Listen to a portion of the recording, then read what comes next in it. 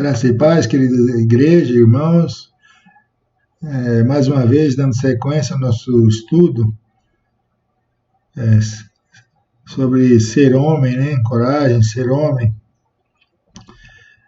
Trago hoje para os irmãos uma meditação que tive a oportunidade de compartilhar com os irmãos da igreja ontem, nosso culto, né, de homens, em 1 Samuel 4,9. 1 Samuel 4,9, nós lemos: Sede fortes, ó filisteus, portai-vos varonilmente, para que não venhais a ser escravos dos hebreus, como eles serviram a vós outros. Portai-vos varonilmente e pelejai.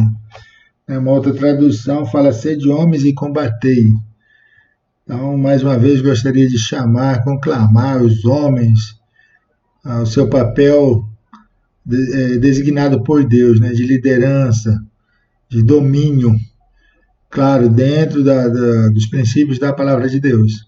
Então, é um chamado à hombridade, né? Nós assumirmos o papel para o qual o Senhor Deus nos salvou e tem proposto para cada um de nós. Irmãos, lembrando que nós estamos em batalha, e muitas vezes o que nós vemos aqui é apenas a ponta do iceberg, né? Algumas coisas que acontecem apenas a ponta do iceberg. Existe uma batalha espiritual.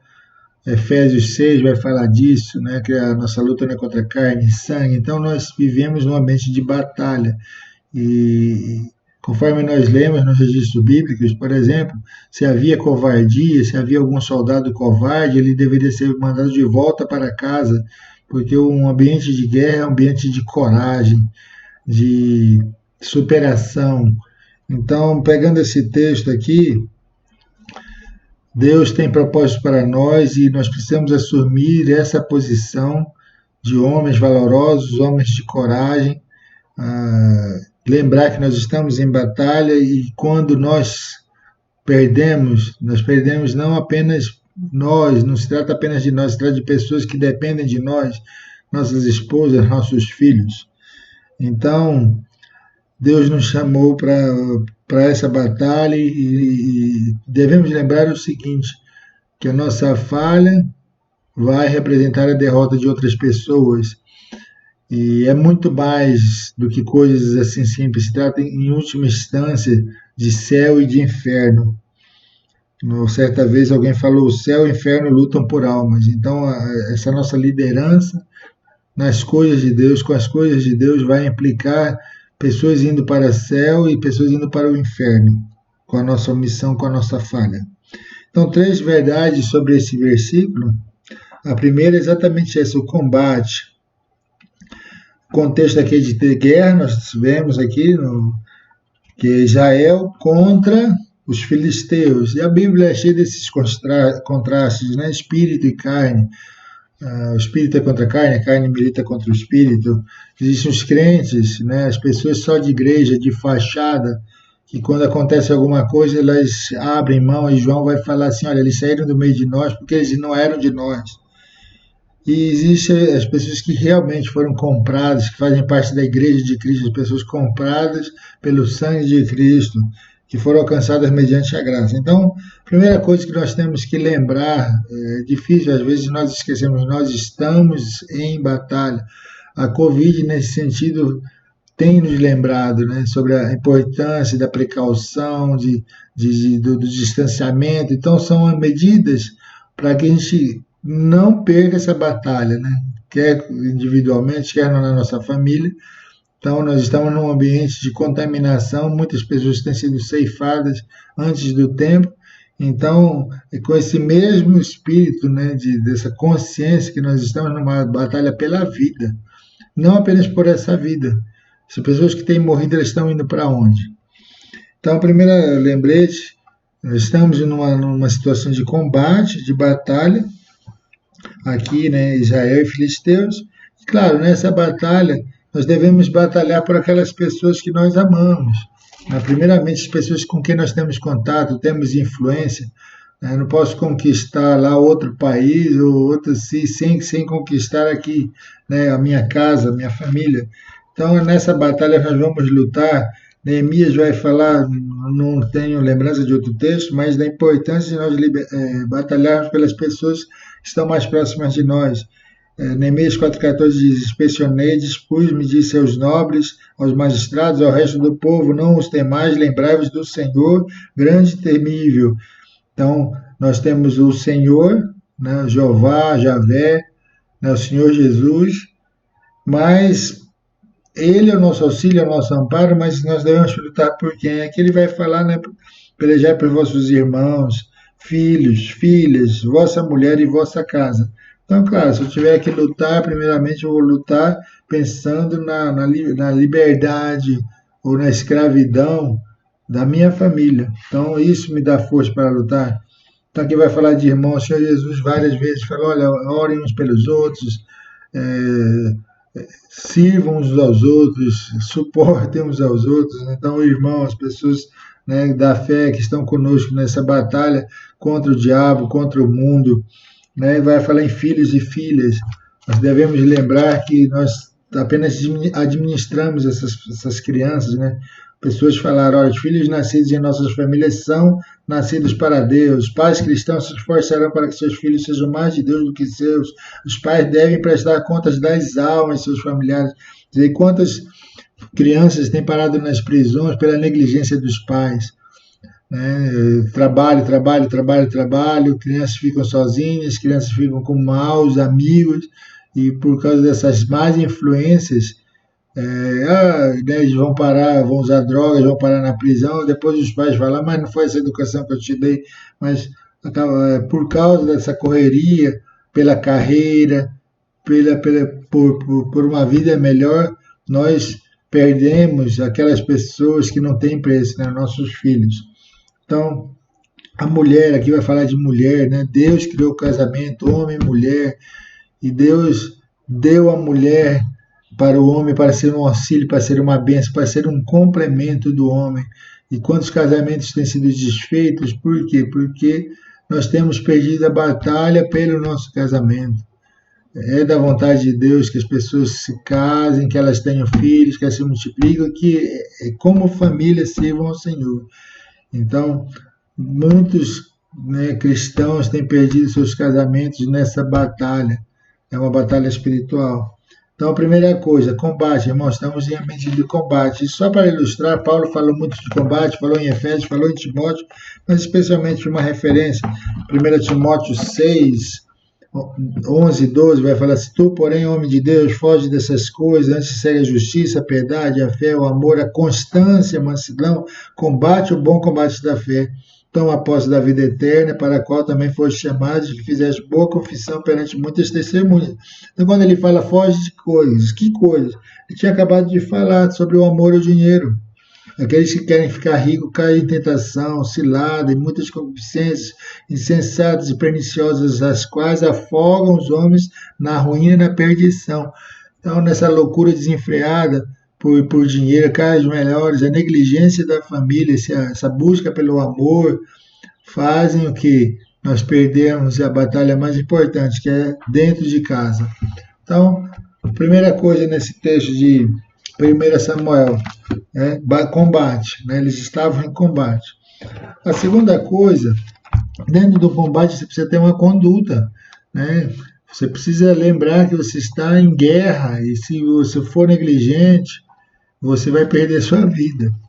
E dentro dessa esfera, né, o que nós vemos aqui no versículo? Vai falar o que? Olha, sejam fortes, né? Sede fortes. Voltando para 1 Samuel 4:9, sede fortes, portai-vos varonilmente, né? Então ele está falando de você ser corajoso. Até então, voltando para a tradução, né, ser de homens e combater, ser homem, ser forte, ser corajoso. Então é um chamado realmente a nós assumirmos a função na dependência de Deus. Nós vemos aqui no versículo 2 de 1 Samuel 4 que Israel perdeu a primeira batalha, aí na segunda, aí no versículo 3 eles falam o seguinte: olha, a gente perdeu a batalha, vamos fazer o seguinte, vamos apelar para a arca, vamos buscar a arca. Aí tem aquela festa, aquela gritaria, aquela alegria, aquela euforia, chega até a temer os filisteus, quer dizer, os filisteus aqui no versículo 8 vai falar quem? Ai de nós, quem nos livrará da mão dos deuses desses grandes, quem nos livrará das mãos desses grandiosos deuses? São os deuses que feriram os egípcios com toda sorte de pragas no deserto. Eles vão lembrar, os inimigos vão lembrar dos feitos de Jeová, né, de Javé, o Deus que tirou o povo do Egito, eles vão lembrar, e eles temem, enquanto o próprio povo de Israel não temia. O que eles fizeram? Estavam baseando sua fé na arca, como se a arca em si, como um objeto em si, fosse livrá-los. Mas não, eles já haviam se corrompido. E os representantes desses exércitos que morreram primeiramente foi tomada a arca de Deus e mortos 2 filhos de Eli, né, Ofni e Finéias. Aqui no capítulo 3 vai falar que eles tinham se tornado execráveis para o Senhor. Então eles já haviam se corrompido. Lendo ali o contexto, a gente vai ver que eles já haviam se corrompido.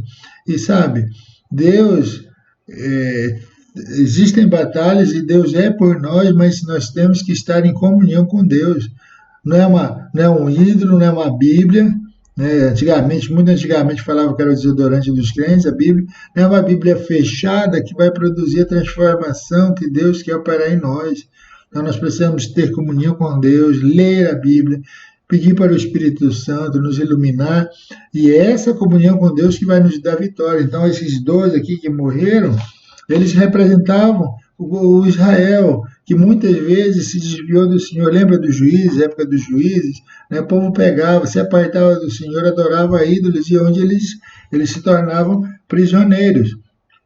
Então essa fé desses 2 filhos de Eli é semelhante à fé, lembra lá, de Judas, que traiu Jesus, Geazi, ou Geazi, moço de Eliseu, que aceitou, né, 2 talentos, se vendeu por 2 talentos, né, depois de Naamã ter sido curado, dando a impressão para Naamã que aquilo lá era o preço, né, a cobrança pelo milagre.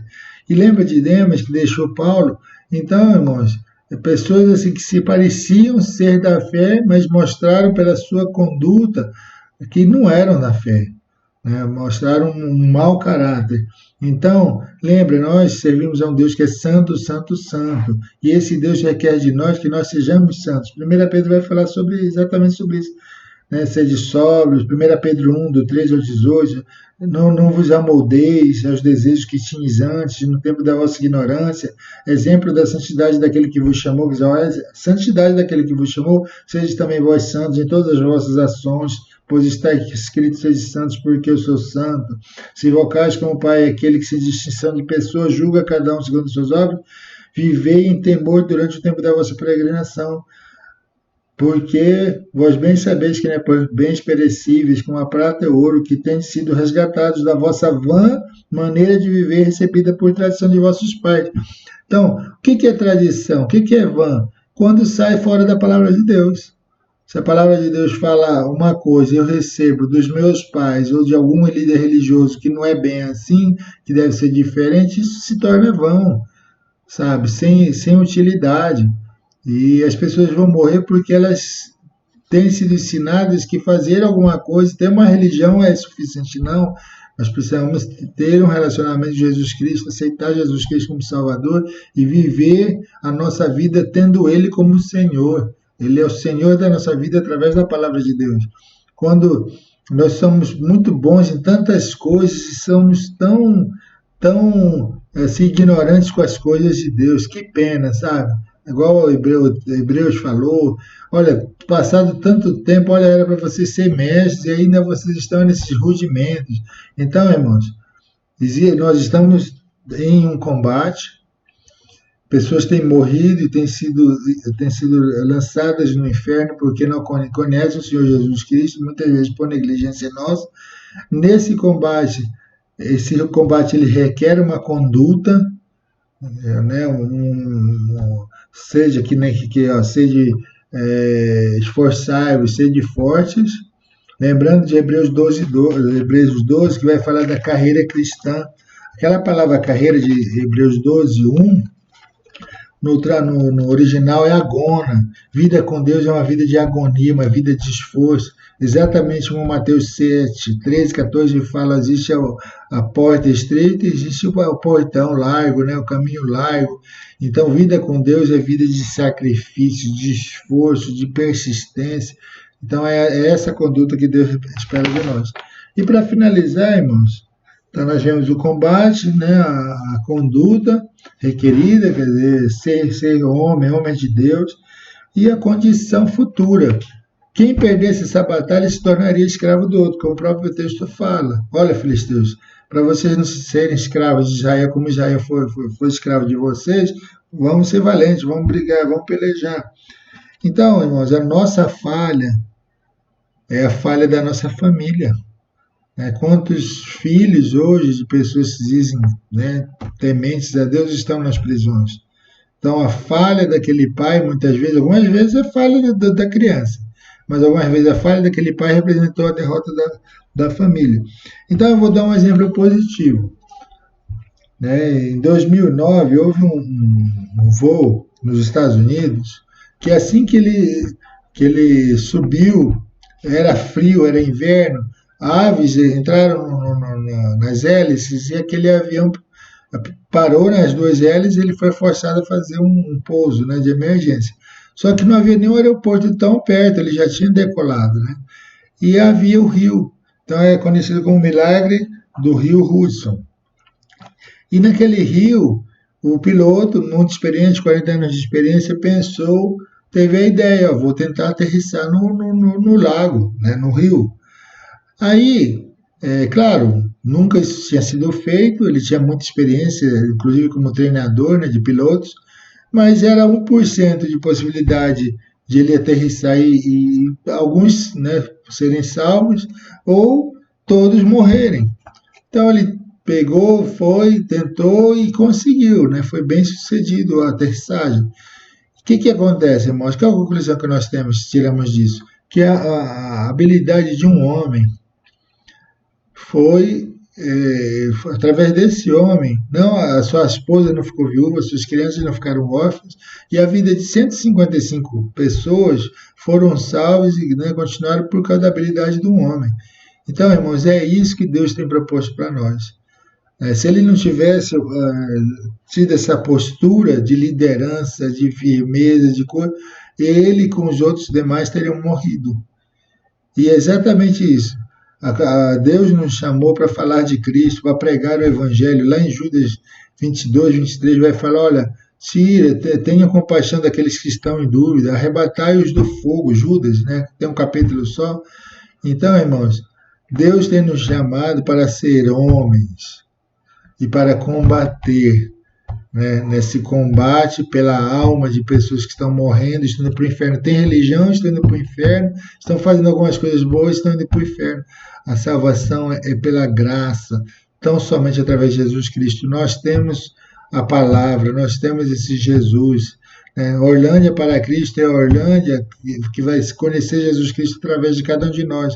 Então, que nós assumamos o nosso papel e falemos de Cristo para as outras pessoas, para que outras pessoas não tenham que morrer, sejam lançadas no inferno, mas que elas morrendo, como Paulo falou, para mim morrer é lucro, para mim morrer é estar com Cristo, para que elas possam ter essa certeza e não temendo a morte, quando elas morrerem, realmente elas morrerem para estar com Cristo, que nas palavras de Paulo é infinitamente melhor. Deus abençoe a todos.